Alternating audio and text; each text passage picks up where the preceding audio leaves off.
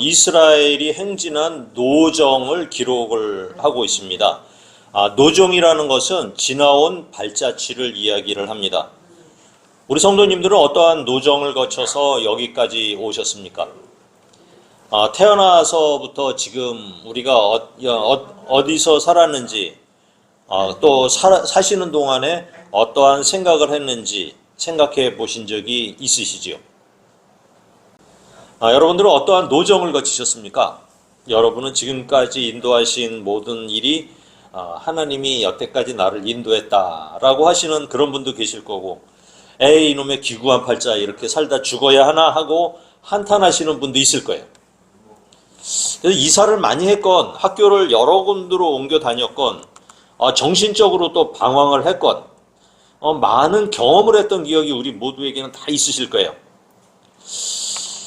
누구나 다 그런 것 같아요. 나는 왜 이렇게 살았지? 진즉에 알았더라면 이렇게 시행착오를 겪으면서 살질 않았을 텐데 라고 후회를 한다는 거예요. 근데 그것도 아세요? 지금도 그런 시행착오를 계속 겪고 있다는 사실을. 여러분들께서 우리가 10년 후에 봤을 때 또 똑같은 후회를 하지 않으실 자신이 있으십니까? 굳이 이런 말씀을 드리는 이유는 우리의 노정이 내 맘대로 된 것이 아니고 하나님의 뜻에 의해 훈련되고 연단되었던 그런 과정은 아닐까 한번 생각을 해보자는 얘기입니다. 오늘 말씀은 그렇게 많은 노정을 거친 이스라엘에 대해서 알아보려고 합니다. 그런 엄청난 일을 경험하고 이스라엘 백성들이 무엇이 달라졌고 하나님께서는 무슨 말씀을 하시는지, 그래서 우리는 또 어떠한 삶을 살아가야 하는지, 이걸 한번 우리가 결단하는 시간이 됐으면 좋겠습니다. 이스라엘은 애굽에서 노예로 살다가 하나님께서 건져내시어서 자유인으로 살게 해주셨습니다. 그런데 430년의 이 노예 근성을 자유인이 되었다고 바뀌지는 않았어요. 더구나 하나님의 뜻대로 살아야 한다. 이것에 이 말씀에 마음에 부담이 있었던 것 같아요. 하나님께 얽매이는 삶을 살아본 적이 없는 백성은 광야 40년을 통해서 하나님의 뜻은 무엇이고 어떻게 사는 것이 하나님 나라의 백성이 길인가를 갖다가 배워갔습니다. 누구나 두 가지의 길이 선택이 가능합니다. 하나는 애굽에서 노예로 사는 것이고, 하나는 하나님 나라에서 하나님 백성으로 사는 삶입니다. 여러분은 어떠한 삶을 사시겠습니까? 중간을 선택하고 싶다고요? 중간은 없습니다. 이스라엘 백성들은 자신의 의지와 관계없이 하나님의 택하시어 하나님의 백성으로 살게 해주신 것이에요. 여러분들 생각은 어떠십니까? 이스라엘의 40년의 신앙생활은 자기가 되었든 타이가 되었든 언약의 백성이라는 이유로 42번의 이사를 했어야만 했습니다. 세상에서 물들어 있는 애국적인 사고방식을 빼내기 위해 광야로 이끌어 오로지 하나님만 바라보는 훈련을 시키셨던 거예요. 5차례의 여정이 진행이 됩니다. 먼저 지도를 한번 보시면서 설명을 한번 해보겠습니다. 자, 첫 번째 여정은 우리가 전통적으로 알고 있는 시내산이라는 부분이 여러 가지 학설이 많아요. 여러 가지 학설이 있습니다. 우리가 많이 알고 있는 학설은 이 학설이죠. 그래서 시내산이 여기 있다. 여기 시내반도에 여기 있다고 생각하는 학설이 있고요. 하나는 또 이렇게 건너서 여기를 건너서 진짜 시내산은 여기 있다고 보는 학설들이 또 있습니다. 그 다음에 또 이렇게 와서 여기를 건넜다는 학설도 또 있어요. 그러니까 학설이 한 3가지가 충돌을 하고 있어요. 그래서 저는 이제 제 나름대로는 이렇게 여러 가지 연구를 해보니까 이게 맞는 것 같아. 지금까지는. 그러니까 이거보다는 이게 더 신빙성이 있다. 이렇게 보고 있습니다. 그래서 제가 맞다고 생각하는 학설에 의해서 설교를 진행을 합니다. 그래서 여기 고센 땅에서 출발을 해서 이 홍해바다를 건넜어요. 홍해바다를 건너서 이렇게 해서 이제 시내산까지 도착하는 게 1차 여정이었습니다. 이렇게 쭉. 그 다음에 이제 시내산에서 한 11개월을 머물렀어요. 머물면서 율법도 받았죠. 시내산에 올라가서 율법도 받고, 그 다음에 성막도 만들고 제사장도 임명하고 이러는 일을 요 시내산에 했습니다. 그것이 이제 다 끝나고 나서 이제 군대도 다 진을 정비를 하고 군대 행렬도 다 정리를 했어요. 그래서 조직을 다 갖춰놓고 난 다음에 여기서 2차 여정으로 가데스 바네아라는 곳으로 올라갔어요. 가데스 바네아 아시죠? 가데스 바네아에서 무슨 일이 있었습니까? 12명의 정탐꾼을 뽑아서 가나안 정탐을 보냈는데 그 정탐꾼들이 정탐을 하고 40일 후에 돌아왔는데 투표 결과가 어떻게 나타났다 그랬죠? 10대 2로 나타났습니다. 10명은 부정적인 견해를 표현했고 2명은 긍정적인 견해를 표현했습니다. 그래서 이스라엘 백성들이 전체가 다 반란하고 데모를 일으키고 이런 상황이 돼버렸어요. 그래서 애굽으로 돌아가자. 여기가 애굽이니까 여기서 가는 건 가깝거든. 애굽으로 돌아가자. 우리가 장관을 세워가지고 따로 지도자를 세워서 애굽으로 가자 하는 운동이 백성들 속에서 막 일어나기 시작한 거예요. 그래서 그때 많은 사람들이 죽었죠. 죽고 나서 다시 이제 3차 여정이 있습니다. 다시 한번 다음 장. 다시 한번 지도를 보면은 여기가 시내 반도고요. 1차 여정이 이렇게 됐고 그 다음에 여기서 홍해바다를 건너서 시내산까지 돌아가는 게 1차 여정이고 시내산에서 가데스 바네아까지 2차 여정이고 가데스 바네아에서 이런 12명의 정탐꾼 사건으로 인해 가지고 광야를 돌렸습니다. 보통 일반 지도를 보면은 광야 40년을 여기서 돌았다고 기록이 돼 있어요. 거의. 근데 제가 보면은 광야를 여기서 돌지는 않았을 것 같아요. 이렇게 돌았을 것 같아요. 그러니까 미디안 지금 사우디가 만약에 기독교화 된다면 분명히 그쪽에서 이런 3차 여정을 지냈던 방랑 38년을 했던 그런 증거들이 많이 있을 거라고 저는 생각이 돼요. 그래서 38년을 헤매다가 다시 가데스로 돌아와서 이제 호르산까지 도착을 한 거예요. 이게 3차 여정입니다. 그러니까 호르산에서 이제 아론이 죽어요. 죽고 나서 4차 여정을 광야길로 해서 이렇게 돌아갑니다. 그래서 지금 모압 평지까지 도달하는 그런 여정이 되겠습니다.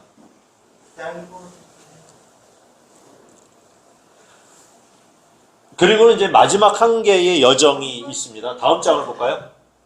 그래서 저는 이제 요 3차 여정이 분명히 요 아라비아 반도 이쪽 지역에서 이루어졌고 여기서 하나님께서 이렇게 올렸을 것이다라고 얘기를 해요. 그래서 사도 바울도 시내산이 어디냐고 얘기를 하느냐면 아라비아에 있다 이렇게 얘기를 해요. 아라비아에 있다 이렇게 얘기를 합니다. 그래서 여기가 맞는 것 같다 이렇게 보여지고요. 다음 장을 보겠습니다. 요약을 해봤습니다. 오늘 말씀이 5절에서 49절까지가 요 여정에 대한 길을 갖다가 기록을 하고 있어요. 1차 여정이 라암셋에서 시내 광야까지 시내산까지 도착하는 거고 요때 이사를 한 횟수가 11번이나 돼요. 이때 홍해바다를 건너고 시내산에서 율법을 받았습니다. 2차가 출발지가 시내산에서 가데스 바네아로 갔고요. 여기에서 이제 12명의 정탐꾼 사건이 있었고 여기까지 가는데 이사는 3회를 했습니다. 그 다음에 3차는 가데스 바네아에서 여기서 이제 광야를 38년을 헤매게 돼요. 민수기가 그 38년 기록을 하고 있고요. 다시 호르산으로 돌아갔습니다. 이 호르산 옆이 바로 가데스 바네아예요. 그러니까 다시 여기로 돌아왔는데 여기까지 무려 19회를 갖다가 진을 칩니다. 이사를 해요. 그 다음에 4차는 호르산에서 모압 평지까지 가는데 8번을 이사를 하게 됩니다. 이것이 성경에 나오는 횟수입니다. 여기 모압 평지에서 유명한 사건이라면 시딤 사건이 있죠. 그 다음에 이제 모압 평야에서 다 정비를 하고 난 다음에 길갈로 넘어가는 이사를 한 번 더 해요. 길갈로 가는 것이. 이게 바로 요단강을 건너서 이제 강 건너편으로 가는 겁니다. 그래서 총 이사 횟수가 42번이 되게 되겠습니다. 그런데 이런 이사 일정은 하나님의 스케줄에 의해서 한다는 것입니다. 사실 출애굽부터 나타난 구름기둥, 불기둥을 따라서 백성들이 이동을 하고 했기 때문에 백성들이 가고 싶다고 간 것도 아니에요. 그러니까 노정은 하나님의 계획에 따라 이동을 했다는 것입니다. 하나님의 뜻에 의해 가라고 하면 가고 서라고 하면 서고 멈추는 이런 이사 방식을 택했던 것입니다. 하나님께서 계획하고 인도를 하셨지만 그렇게 해서 움직여야 되는 것은 이스라엘 백성들이었죠. 백성들만 자기 마음대로 이렇게 갈 수도 없었어요. 하나님의 길은 하나님이 세우신 모세나 아론 지도자를 통해서 가게 되어 있었습니다. 33장 1절입니다. 같이 읽어보겠습니다. 시작. 모세와 아론의 인도로 대오를 갖추어 애굽을 떠난 이스라엘 자손들의 노정은 이러하니라. 이스라엘 자손의 노정은 이러하대요. 처음 애굽에서 탈출했을 때는 대오를 갖추는 것이 불가능했겠죠. 그냥 되는 대로 수레에다 짐을 실었고 그 다음에 가축을 몰고 어깨에 짐보따리를 쥐고 허겁지겁 나왔을 것입니다. 먹을 거라고는 누룩을 넣지 않은 반죽, 밀가루 반죽을 해서 어깨에 들쳐매고 나왔고 밤낮 없이 바로의 손을 벗어나기 위해서 내달렸을 거예요. 그렇게 정신없이 나와서 달려간 그 힘이 바로 하나님께서 주신 힘이었죠. 그렇게 노약자들이 많은데도 광야길을 갈 수 있었던 것은 필요에 따라서 힘을 주시는 하나님의 능력이었던 것이죠. 2절입니다. 2절 같이 읽어보세요. 시작. 모세가 여호와의 명령대로 그 노정을 따라 그들의 행진한 것을 기록하였으니 그들의 행진한 대로의 노정은 이러하니라. 다음 장을 보시면요. 노정을 기록하라고 하셨어요. 노정을 기록해라. 기록을 한 이유가 뭐냐면은 하나님께서 기록하라고 하셨어요. 이스라엘의 노정이라는 것은 힘들고 고단한 기억인데 왜 하나님께서 이 노정을 기억을 시키는 것일까요? 사람들은 힘들고 고단한 경험을 기억하기도 싫어해요. 그러나 그런 지내온 시간을 돌이켜 어떻게 하나님께서 나를 지키시고 돌보셨는가 하는 것을 기억해야 한다는 것이 바로 하나님의 명령입니다. 사람들은 호랑이는 죽어서 가죽을 남기고 사람은 죽어서 이름을 남긴다라고 말을 하면서 기왕에 세상에 태어났으니까 위대한 사람이 되어야 한다 이렇게 생각을 하게 만들어요. 이 세상에 태어났으면 영웅호걸처럼 위대한 일을 해야 한다는 것입니다. 그래서 조금 좀 이루었다 하게 되면 전기를 쓰기도 하고 자서전을 내어 후대에 나는 이렇게 살았다 하는 것을 알리고 내처럼 사는 것이 바로 최고의 삶이다라고 사람들은 기준을 삼아요. 그러나 하나님께서는 누구든지 자기가 살았던 삶 자체가 위대하고 귀중한 삶이라는 것을 알려주시는 거예요. 하나님의 백성으로 택함을 입은 자체가 귀하고 중한 것이라는 것이죠. 우리의 삶이 화려하지 않아도 고난한 길을 갔더라도 지금의 정결한 삶을 위해 지낸 과거가 그렇게 중요하다는 이야기를 하시는 거예요. 우리가 젊어서 당한 배신의 기억과 반역의 기억, 또한 회개한 기억, 또 굶주림에 시달린 기억, 배부른 기억, 즐거웠던 순간, 수많은 이사를 한 기억을 통해서 하나님께서 그 순간을 어떻게 이기게 해주시고 함께 하셨는가를 기록하라는 것입니다. 40년의 신앙생활을 하면서 평안하고 아무 일 없이 무난하게 살아온 시간보다 많은 사건을 겪고 단련된 시간도 귀중하다고 하시는 것입니다. 세상에서 이름을 남기지 않아도 눈에 띄지 않는 삶을 살지 않았어도 하나님께서는 우리 개인의 삶이 기록할 만한 삶이라는 거예요. 아무 쓸모도 없이 쓸 것이 없이 우리의 삶이 아무런 쓸 것이 없이 조용한 삶보다 힘들고 어려웠고 남들에 비해서 더욱 바람 잘 날 없는 수많은 경험이 이 세상에 태어나 귀중한 기록이 될 수도 있다는 것입니다. 3절입니다. 시작. 그들이 첫째 달 15째 날에 라암셋을 떠났으니 곧 6월절 다음 날이라. 이스라엘 자손이 애굽의 모든 사람의 목전에서 큰 권능으로 나왔으니. 애굽에서 노예로 살다가 탈출한 이 사건을 권능으로 나왔다 이렇게 합니다. 무엇보다 귀중한 사건은 하나님께서 여러분을 권능으로 인도했다는 사실입니다. 무엇이 여러분들을 이곳으로 인도했을까요? 남들은 지금 집에서 잠을 자요. 집에서 TV 보고 아니면은 어디 좋은 곳에 가서 구경하고 맛있는 것을 사서 먹는 시간인데 여러분들은 왜 이곳에 계십니까? 여러분들에게 왜 애굽적인 사고방식을 버리고 광야 생활로 들어오게 만드셨나요? 여러분들은 강제로 오셨습니까? 아니면 자발적으로 오셨습니까? 아니면 아무 생각 없이 그냥 오셨습니까? 무엇이 되었든 이런 일은 하나님의 권능으로 왔다는 사실입니다. 교회에 온 것도 기적이지만 거기에 믿음이 더해진다는 것은 더 엄청난 기적인 것입니다. 그런 이유는 하나님께서 여러분 속에 세상의 신, 즉 마귀를 물리치셨다는 그런 증거가 되는 것입니다. 4절입니다. 시작. 애굽인은 여호와께서 그들 중에 치신 그 모든 장자를 장사하는 때라. 여호와께서 그들의 신들에게도 벌을 주셨더라. 그렇지 않은 사람들은 세상의 염려와 유혹을 더 귀중하게 생각을 하겠지요. 세상 사람들은 우선권을 어디에 둡니까? 세상에 두죠.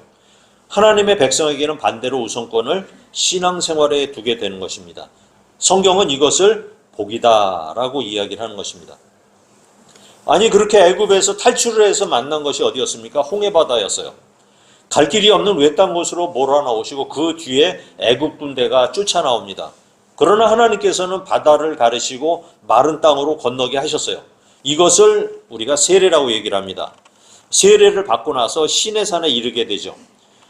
그래서 교회에서 하는 성경 공부나 양육, 제자 교육, 교류 교육을 통해서 하나님을 알게 돼요. 이것이 시내산 교육과 마찬가지입니다.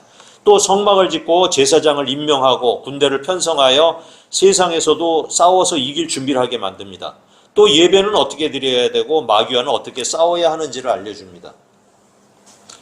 이렇게 되다 보니까 사람들은 내가 하나님이 백성이 이제 다 된 듯한 착각을 할 때에 가데스 바네아에 이르게 해요. 그래서 거기서 정탐꾼을 통해서 10대 2의 마음의 상태가 나타나게 만들어요.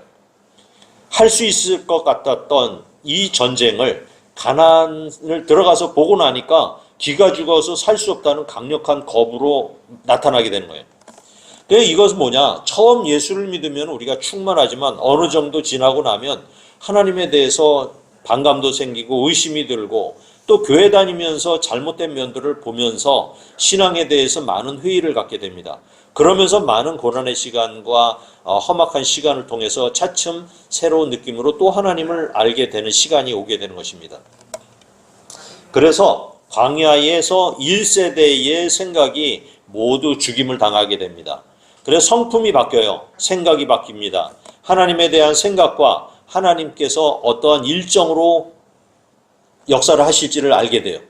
가나안에서는 어떻게 살아야 하는지 또 알게 해주십니다. 이런 일들이 모두 1세대가 죽는 것으로 나타나는 것입니다.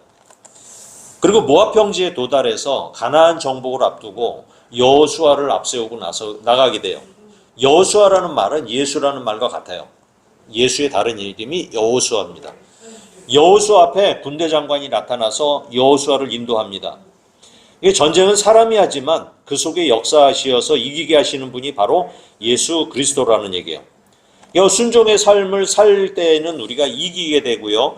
탐욕이 생기면 지게 되어 있는 것이 바로 이 영적인 전쟁입니다. 가나안 전쟁은 영적인 전쟁이에요. 이곳에 살기 위해서는 광야 생활을 미리 겪은 거예요. 교회 생활을 통해서 우리는 하나님 나라에서 어떻게 살아야 하는지를 배우는 것입니다. 그런 변화된 삶을 통해 장차 하나님 나라에서 하나님의 백성으로 살 수 있게 되는 것입니다. 이러한 과거의 노정을 통해서 하나님의 인도하심을 느끼고 감사를 할 수 있는 성도를 만들고 또 그들에게 해야 할 일을 별도로 또 말씀을 하셔요. 51절로 넘어가겠습니다. 51절, 52절입니다. 시작. 이스라엘 자손에게 말하여 그들에게 이르라. 너희가 요단강을 건너 가나안 땅에 들어가거든 그 땅의 원주민을 너희 앞에서 다 몰아내고 그 새긴 석상과 부어 만든 우상을 다 깨뜨리며 산당을 다 헐고. 요약을 하면 이런 거죠. 첫 번째는 원주민을 다 몰아내라는 것입니다. 이 가나안 땅의 원주민들은 우상을 섬기고요. 우상으로서 바알과 아세라를 섬기고 음행을 하는 것을 당연한 것으로 여겨요. 이들에게 거룩하게 살아야 한다는 것은 그렇게 큰 의미가 없어요. 이미 마음도 단단히 굳어져서 어떤 것을 받아들일 준비도 되어 있지도 않아요. 두 번째는 우상을 버려야 한다는 것입니다. 성경은 우상이 뭐냐라고 얘기를 해요. 질문을 합니다. 그래서 성경은 탐심이 우상이다 이렇게 얘기해요. 우리는 이미 죽을 수밖에 없는 광야에서 살아남은 백성들입니다. 그래서 우리는 굳이 무엇이 되겠다, 무엇을 하겠다, 무엇을 먹겠다, 성공하겠다, 출세, 또 아니면은 내 자녀, 내 부모, 이 모든 친구, 그것도 우상이 되면 다 버려야 한다는 것입니다. 친구는. 이 가나안 땅은 우리가 살아야 할 곳입니다. 거룩한 땅은 하나님께서 주시는 은혜로 살아가야 할 땅입니다. 하나님의 나라는 세상에서 출세하고 성공한 것과는 전혀 무관한 땅이에요. 믿음의 사람들에게는 이 땅에 들어가기만 하면 동일하게 분배가 되는 곳입니다. 가족의 숫자대로 한 사람마다 동일하게 분배가 돼요. 이것은 하나님 나라는 한 사람 한 사람이 각자의 은혜로 살아가는 곳이라는 얘기입니다. 53절 54절입니다. 시작. 그 땅을 점령하여 거기 거주하라. 내가 그 땅을 너희의 소유로 너희에게 주었음이라. 너희의 종족을 따라 그 땅을 제비 뽑아 나눌 것이니 수가 많으면 너희 기업을 주고 적으면 적은 기업을 주되 각기 제비 뽑은 대로 그 소유가 될 것인즉 너희 조상의 지파를 따라 기업을 받을 것이니라. 이미 우리에게는 하나님의 나라가 이미 주어져 있습니다. 우리가 이제 그곳에 살기 위해서 세상을 살아가고 있는 중입니다. 1세대의 우상과 탐심을 버리지 못하면 우리는 계속되는 더 훈련을 받게 돼 있어요. 그것을 이제 점령을 해야 돼요. 그 점령하는 일은 바로 우리가 해야 될 일이죠. 우리가 탐심을 정복하려고 달려들어서 우리가 열심히 노력하고 공격을 하게 되면은 주님께서 도우시고 승리를 하게 해주시는 것이지 우리가 아무 일도 하지 않으면 승리하는 그런 것이 없다는 얘기입니다. 우리의 마음은 완전하지가 않아요. 그래서 우리가 깨어서 근신하고 기도하고 예배에 성실히 임하는 것이죠. 하나님께서 우리 속에 이러한 유혹의 마음을 또 언제 시간이 지나면은 다시 이 마음이 자꾸 스물스물 피어오르죠. 이렇게 하면서도 완전히 제거하지 않는 이유는 우리가 하나님을 완전히 섬기는가 시험을 하기 위한 것이라는 거예요. 55, 56절입니다. 55절, 56절 시작. 너희가 만일 그 땅의 원주민을 너희 앞에서 몰아내지 아니하면 너희가 남겨준 자들이 너희의 눈의 가시와 너희의 옆구리에 찌르는 것이 되어 너희가 거주하는 땅에서 너희를 괴롭게 할 것이요 나는 그들에게 행하기로 한 것을 너희에게 행하리라.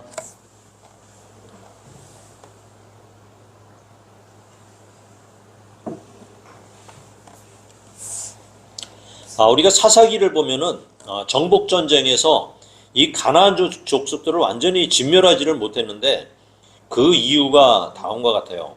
사사기 3장 1절 2절입니다. 시작. 여호와께서 가나안의 모든 전쟁을 알지 못한 이스라엘을 시험하려 하시며 이스라엘 자손의 세대 중에 아직 전쟁을 알지 못하는 자들에게 그것을 가르쳐 알게 하려 하사 남겨두신 이방 민족들은 오늘 민수기에서는 그 땅을 완전히 진멸하라고 했는데 이스라엘 민족들이 그것을 갖다 완전히 진멸하지를 못했어요. 그래서 이제 왜 그랬느냐 하는 얘기를 성경이 또 하고 있습니다. 시험이 있는 이유는 가르치려 한다는 것입니다. 가나안에 조그만 이방 민족들도 조금씩밖에 남겨뒀어요. 산간 지방까지 다 몰아 올려 붙여놓고 그쪽에서 거의 이제 정복해버린 끝나는 상황까지 다 몰았는데 그 백성들을 남겨두셨다는 거예요. 근데 이스라엘 백성들은 그것을 무찌르지를 못하고 오히려 그 조금 남겨진 그 사람들한테 동화가 되어서 그들의 신들을 섬겼다는 거예요. 그래서 사사기 3장 6절에는 이렇게 말을 하고 있습니다. 시작. 그들의 딸들을 맞아 아내로 삼으며 자기 딸들을 그들의 아들들에게 주고 또 그들의 신들을 섬겼더라. 그래서 우리가 보면은 광야 생활에서 신앙 생활을 그렇게 하고 또 더군다나 요단강까지 믿음으로 건넜는데도 불구하고 이 사람들은 완전하지 못한 거예요. 우리가 분명히 1세대가 갖고 있는 애국적인 사고방식을 다 버렸다고 생각을 했는데 그 조금 남겨둔 그 죄가 다시 살아나는 것이 이 죄의 속성이에요. 아무리 작고 조그만 죄라고 해도 이 번식력이 대단한 거예요. 또 이것을 이겨내야 하는데 이 죄가 자꾸 스물스물 올라오는데 참으로 이겨내기가 힘들어요. 그래서 우리 인간에게는 할 수 없이 나는 안 됩니다. 하나님 도와주십시오 라고 하는 기도가 필요한 거예요. 그래서 성령님 도와주십시오. 먼저 우리가 깨달아야 될 것은 성경을 통해서 내가 할 수 있다는 것이 아니라 내가 할 수 없습니다를 깨달아요. 내가 할 수 없습니다. 나는 도저히 내가 이걸 감당할 수가 없습니다. 이런 존재라는 것을 빨리 깨닫는 사람이 하나님의 은혜를 빨리 받는다는 얘기입니다. 우리는 지금 모두 여호와의 노정을 걷고 있는 성도들이에요. 그 노정을 하나님께서 이렇게 힘들게 하고 많은 시간 이사를 가게 하고 여러 가지 많은 일을 주신 이유를 오늘 신명기에서는 이렇게 설명을 하고 있어요. 하나님께서 어떻게 설명을 하시는지 한번 볼까요? 신명기 8장 2절에서 4절까지입니다. 시작. 내 하나님 여호와께서 이 40년 동안에 내게 광야길을 걷게 하신 것을 기억하라. 이는 너를 낮추시며 너를 시험하사 내 마음이 어떠한지 그 명령을 지키는지 지키지 않는지 알려 하심이라.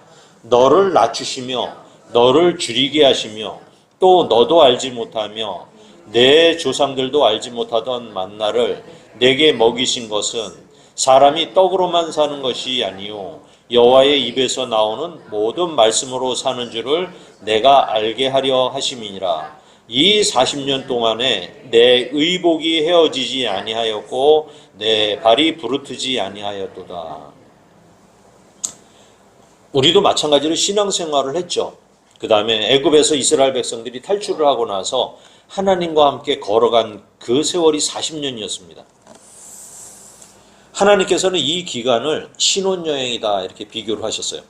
하나님의 백성과 하나님이 동행하는 이런 삶이라는 것은 보면은 성도가 잘 먹고 잘 살고 세상에서 성공하는 데 있는 것 같지는 않아요.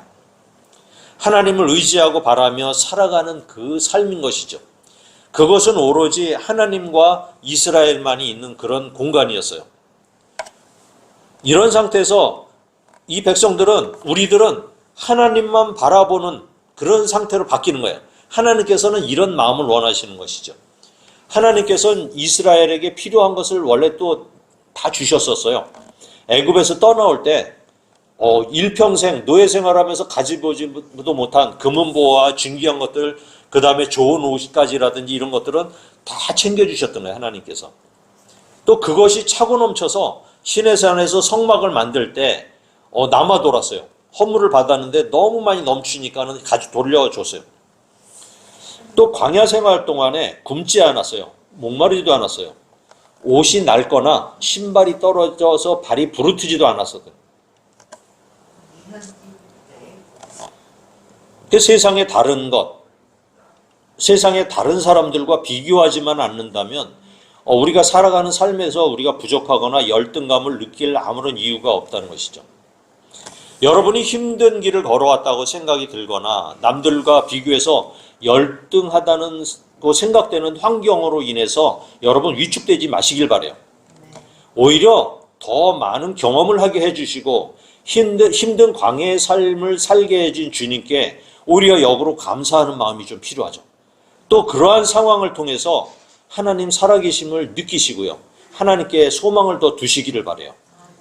여러분에게 잘못한 사람들도 많이 있죠. 여러분들이 미워해야 될 사람들과 여러분들이 또 남들에게 잘못한 많은 것들도 있어요.